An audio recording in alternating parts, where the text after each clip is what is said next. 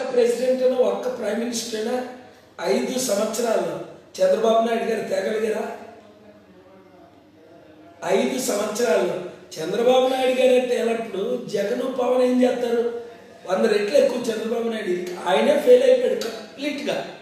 600 వాగ్దానాలు ఇచ్చి ఒకటి నెరవేర్చలేకపోయారు. ఆయన 1,00,000 కోట్లు రుణమాఫీ చేస్తామని రైతులకి 25,000 కోట్లు చేశారు. అది కూడా వడ్డీ 12,000 కోట్లు. Total fail. 1,00,000 ఉద్యోగాలు చేస్తారని ఒక ఉద్యోగం చేయలేకపోయారు. సీమాంధ్రని సింగపూర్ చేస్తారని కంప్లీట్గా ఫెయిల్ అయిపోయారు. ఆయన చంద్రబాబు నాయుడు గారే ఫెయిల్ అయ్యారంటే జగన్ పవన్ ఆ దాంట్లో 10% చేయలేరు. చేతే కాదు.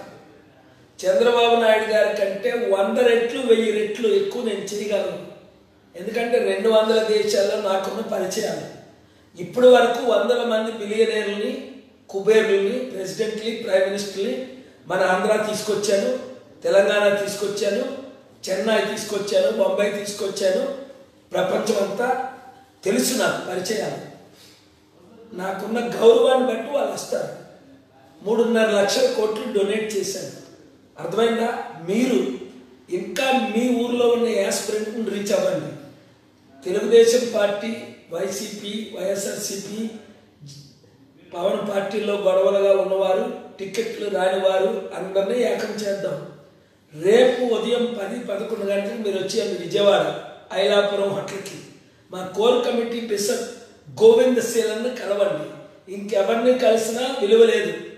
ఆయన అండర్లోనే 20 మంది కోర్ కమిటీ మెంబర్స్ ఉన్నారు. గోవింద్ బిషప్ శీలన్ గారు తప్ప రూమ్ నెంబర్ 301 ఇంకెవరిని కలిసినా మీకు టికెట్లు ఇవ్వరు.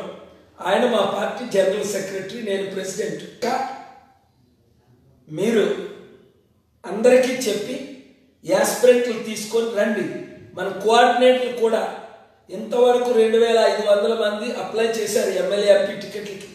మీకు ఇంటర్వ్యూ రాలేదంటే మీరు అందరూ వచ్చేయండి రెజ్యూమేలు పట్టుకొని. లేట్ చేయకండి. రేపే విజయవాడ వచ్చేయండి, ఎల్లుండి విజయవాడ వచ్చేయండి. నామినేషన్ ఫైల్ చేసి నేను నర్సాపురంలో నామినేషన్ ఫైల్ చేస్తున్నాను. 22 ఉదయం 10 గంటలకు.